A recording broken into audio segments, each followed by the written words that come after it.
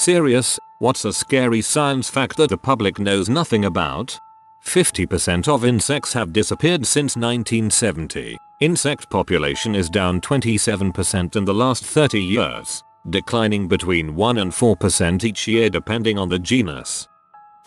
Heart muscle cells don't reproduce much in adults, roughly 1% per year. If you have an infarction or other stressor that kills those cells, then your heart won't be able to grow new cells to replace the dead ones. This is why patients with diseases like heart failure end up needing a heart transplant. Trying to get this process to happen is a major goal for many cardiac researchers. Also, YC should be used very infrequently, if at all, as it's directly cardiotoxic. Edit. Dudes, I'm not a doctor, I can't give you medical advice. Edit. Just Google drug and cardiotoxicity people. Research the frick out of crap before you try it and test crap with reagents, for God's sake, it's so easy and cheap.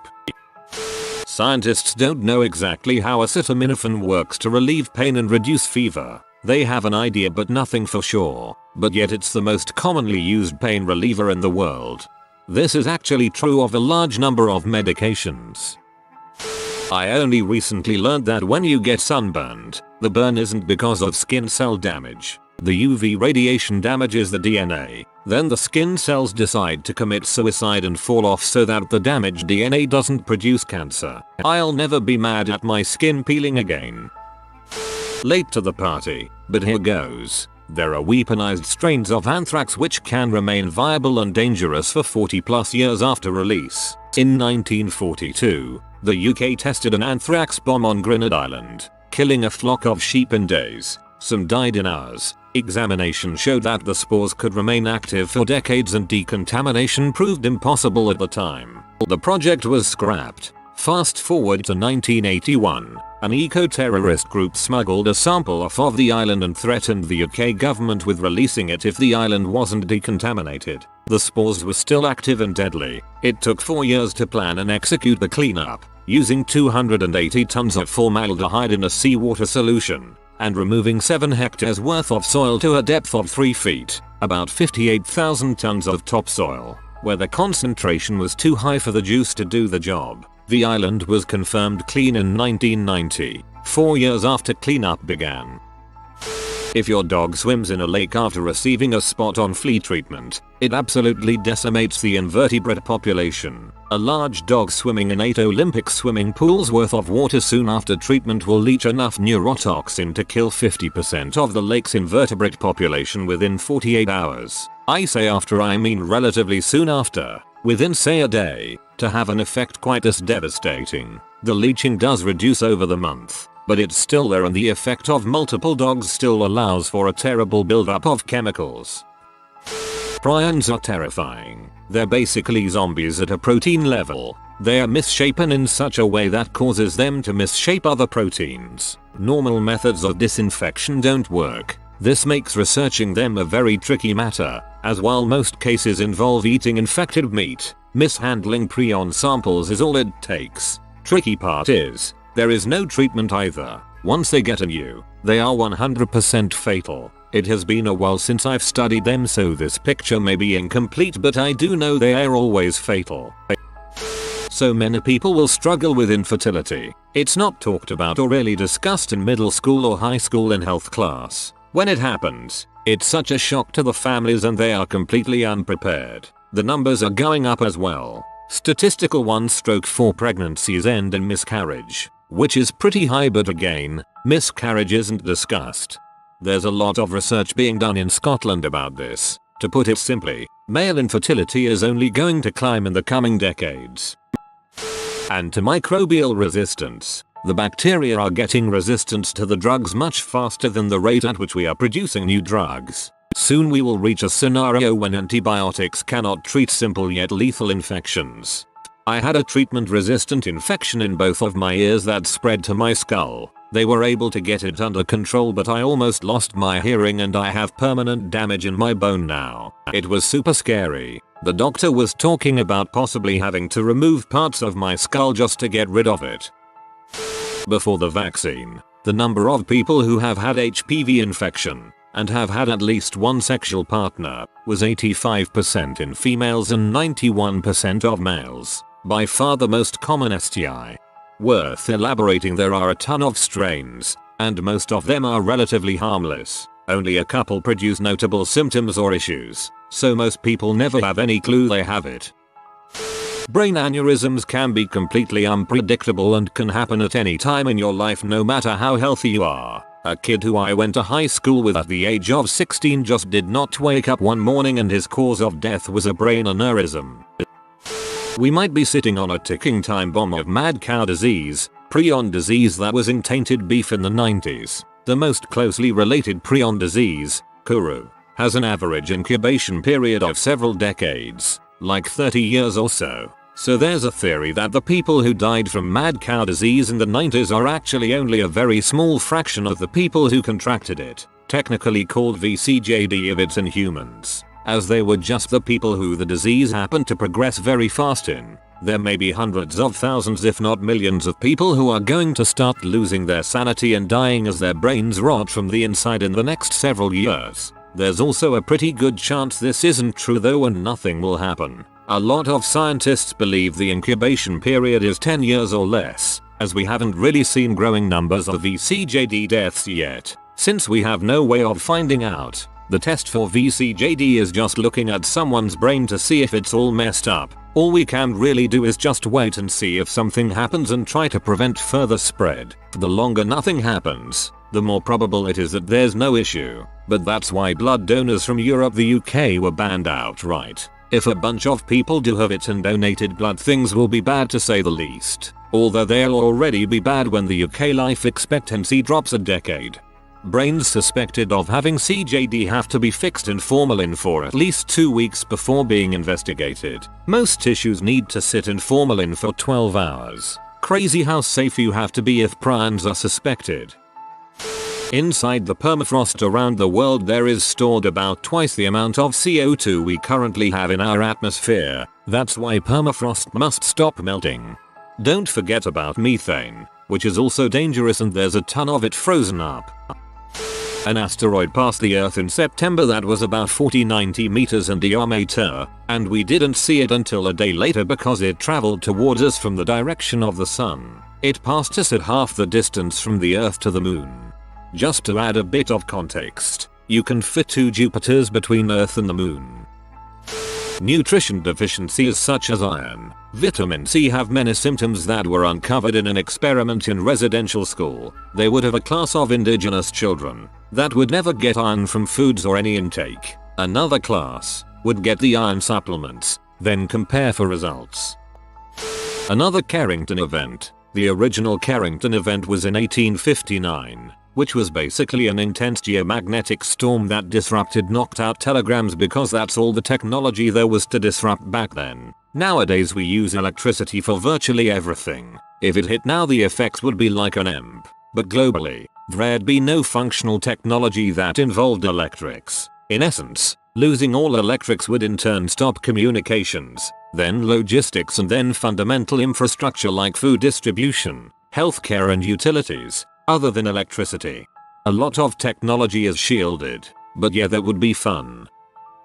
There are alternative ways some proteins can form tertiary structures. These different structures make the protein unable to function. These alternate protein structures are infectious and incurable as they are so stable. If you get some in your blood, they will slowly convert your own proteins when making contact. They're called prions.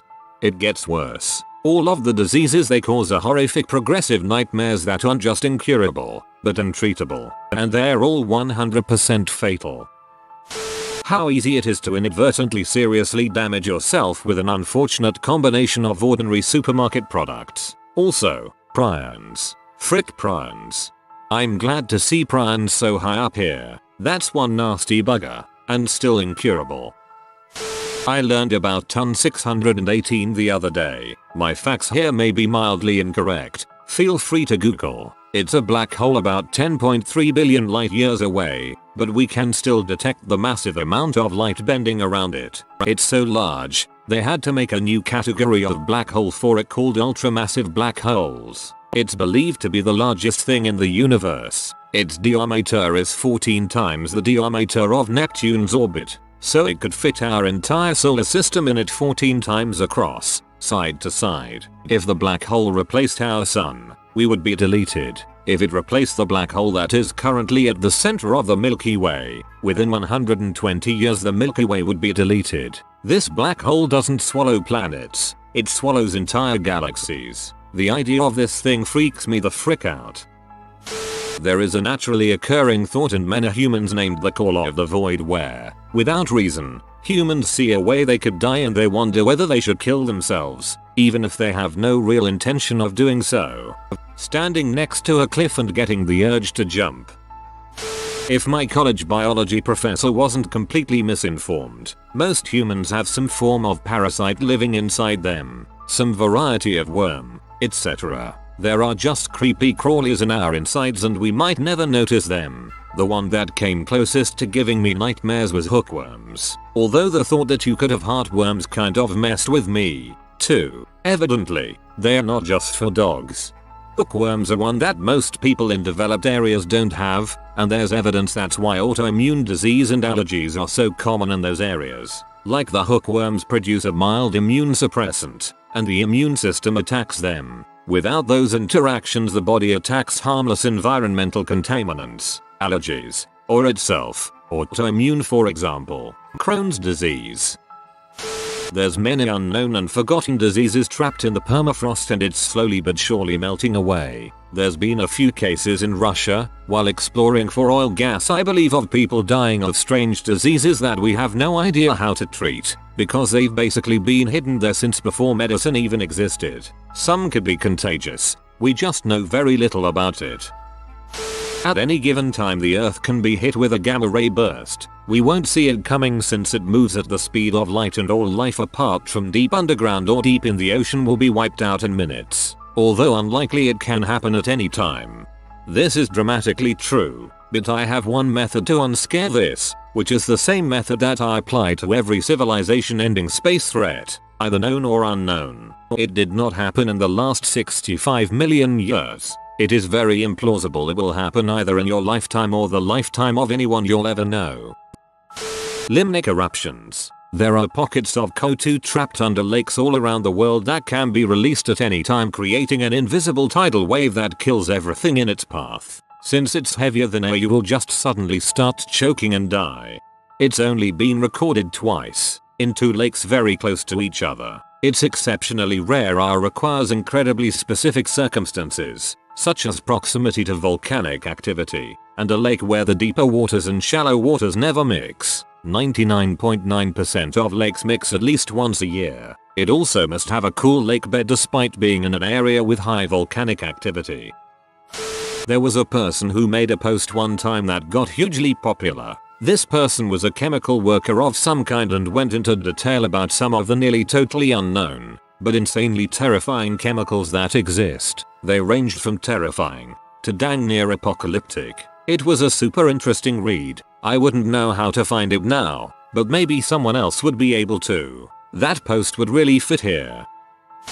Confined spaces. Be very careful of confined spaces. It's not just the tightness of the space, but also the type of space, especially on old ships with a lot of rust. Opening up closed hatches and going into confined spaces can get you killed due to the lack of oxygen in those confined spaces. Others can also die from trying to rescue. Take things slow, evaluate your surroundings, and don't be afraid to ask for help if you are unsure.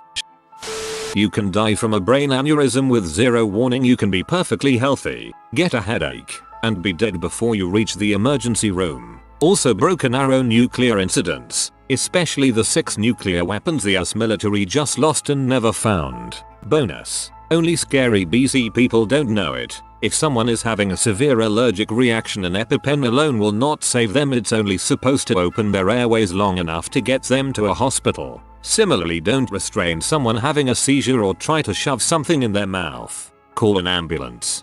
Yep, survival rate for any aneurysm is earth-shatteringly low. My mom had a cerebral aneurysm over her optic nerve in 2001. Survived. Had the rupture coiled. would probably have a normal life had multiple sclerosis not been the immediate diagnosis of curious debilitating issues not linked to the aneurysm. Life. It bites. Saccadic masking, a mechanism our eyes have that cuts off the processing of retinal images when it becomes blurred. Humans become effectively blind during a saccade. Even creepier, it fills in the missing images with the first image when your eye stabilizes, and then makes you think you were seeing that the entire time. This is why the second hand on a clock can seem to stick right when you look at it. The youngest persons who developed Alzheimer's were around 25 years old. One lady got diagnosed with it at 31 while pregnant. BTW, when you get the disease at like 65, it didn't suddenly begin. It has been creeping up and ravaging your brain for at least 20 years if not more. You just didn't realize it because our brain is very good at compensating damages until it cannot.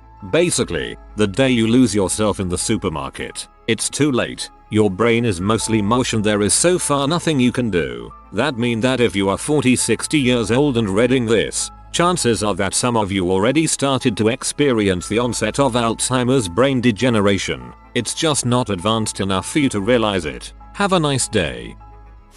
The German Nazi army consumed massive amounts of Pervitin, a brand name for little m, and the company producing Pervitin made the pills till the 1980s, and the armies used Pervitin for drills till then. The Nazis also put Pervitin in chocolates, calling it Hausfrau chocolate to ease the dreaded life of a stay-at-home mother and so on. Eastern Germany still has a huge M problem, which is a whole lot less surprising, knowing that it has been produced there legally up until fairly recently. The vacuum decay death of the universe. The basic Li5 premise is that it is possible that at some point in the universe itself started collapsing into a more stable version of itself, and once this started, the collapse spreads outwards into all directions at the speed of light. Because it travels at the speed of light, there is no way to know it's coming. You could literally stop existing the next second. This is strangely comforting, knowing you'd have no idea when it's coming and it would be instantaneous and no one would miss you. Reverting global warming does not unmelt the South Pole. Antarctica is a giant ice mountain, size of us plus Canada, average 1 kilometer thick, on top of land that is studded by plates of ice in the sea. Think of a very slow moving pudding held in place by a little edge. All the modeling suggests that once you lose those plates, eventually all the ice will slide into the water. To refreeze the plates once they are gone, you need an ice age of about -2C to pre-industrial, or -3C to current. There is a 70 meter of sea level rise of ice on the South Pole. The models swing widely on how long it takes to melt on a bunch of factors, but it could be less than 2 centuries for the first 10 meters. So either we engineer to cool at least the South Pole by a tremendous amount, or to hold the ice in place, or in time all coastal regions are lost. The plates are still in place, but the warmest one is showing signs of stress and thinning. It is linked to 7 meters of sea level rise if it fails. To me, this is more threatening than any other climate change catastrophe. The Demon Core was a spherical 6.2 kg, 14 lb, subcritical mass of plutonium 89mm, 3.5 in diameter, manufactured during World War II by the United States nuclear weapon development effort, the Manhattan Project, as a fissile core for an early atomic bomb. It was involved in 2 criticality accidents, on the 21st of August, 1945, and the 21st of May, 1946, each of which killed a person. The Demon Core incidents were scary but also largely due to human error and arrogance. Researchers have found viruses in the Arctic permafrost that have been frozen for thousands of years. One of these viruses, Pithovirus, was dormant for 30,000 years until the researchers revived it, and it infected the amoebas that were placed in the tank with it, which of course presents a scary scenario. What happens when the ice melts away and viruses are released that haven't been in contact with humans for 10,000 plus years? Long period comets have orbits that are in the tens of thousands of years in length. There are some that literally have not been seen since before the dawn of civilization. They are also usually very dark in color, so are pretty much undetectable until they are around Jupiter's orbit. At that point they are moving so fast we would have about 6 months warning if one was on a collision course with Earth. how easy it is to create large amounts of high explosives. Everyone determined enough and desperate enough can create easy workable explosives. Always have probiotics when you're prescribed antibiotics. If you don't, the antibiotics will clean your gut out of the healthy bacteria that's in it and cause all kinds of nasty digestive problems in the future. For real, I have IBS something fierce BC. I was constantly prescribed antibiotics for ear infections as a kid and was never told to eat yogurt or probiotics. The plague is still out there. The bubonic plague is endemic in many parts of the world, but cases are very rare because we've got it pretty well handled. If there's a general breakdown in society like a nuclear war, super volcano eruption or asteroid impact, it's out there waiting to come back. Sodium hydroxide is a metallic base that is used in the saponification reaction to create soap by mixing it with oils. Sodium hydroxide is also found in dilute quantities in bleach products to stabilize them so they won't explode due to gas production as the hypochlorite molecule breakdown via one of two pathways. When you get bleach on your skin and feel the slippery feeling, that has nothing to do with the bleach and is actually the sodium hydroxide dissolving the outer cell layers of your skin and converting them to soap. When the baby boomer generation fills the nursing homes, there very likely won't be enough nursing staff to care for them as more and more nurses are leaving the profession. We are covering our planet in cancer-causing PFAS chemicals that never break down, so are called forever chemicals, which are found in everything from pesticides to lubricants, and now our food and water. Chlorine trifluoride and gases like it have been reported to ignite sand, asbestos, and other highly fire retardant materials. It will also ignite the ashes of materials that have already been burned in oxygen. In an industrial accident, a spill of 900 kilograms of chlorine trifluoride burned through 30 centimeters of concrete and 90 centimeters of gravel beneath. Antibiotics prescribed as if they were sugar candies when their usage is not justified, and also how important it is to fully complete the treatment. What happens if you don't complete the treatment? Activated charcoal in foods and drinks can decrease the effectiveness of any medications you take. Those Instagrammable black foods can end up killing you if you're not careful. Gamma ray bursts could wipe out most of our planet's ozone, and we have literally no way of knowing if or when we could be hit by one. We still have no idea what consciousness is. Worse, we have not many ideas how to think about it. Just some philosophical ideas. Dennett, Chalmers etc. I mean, we don't know how to build interstellar ship, but we could write books and make movies about it. We could speculate about different approaches and ideas. For consciousness, it's not true. We don't know why it exists. What is I? What is the role of consciousness? How it emerges? How to research it and so on. Chalmers actually says that we can't resolve the problem, ever. It's the anti-physicalist position. Of course, there are counter-arguments and disagreements with this. Q in the physicalist position. If you are new to the channel, you can subscribe. I publish new videos every day. Until then, check another video.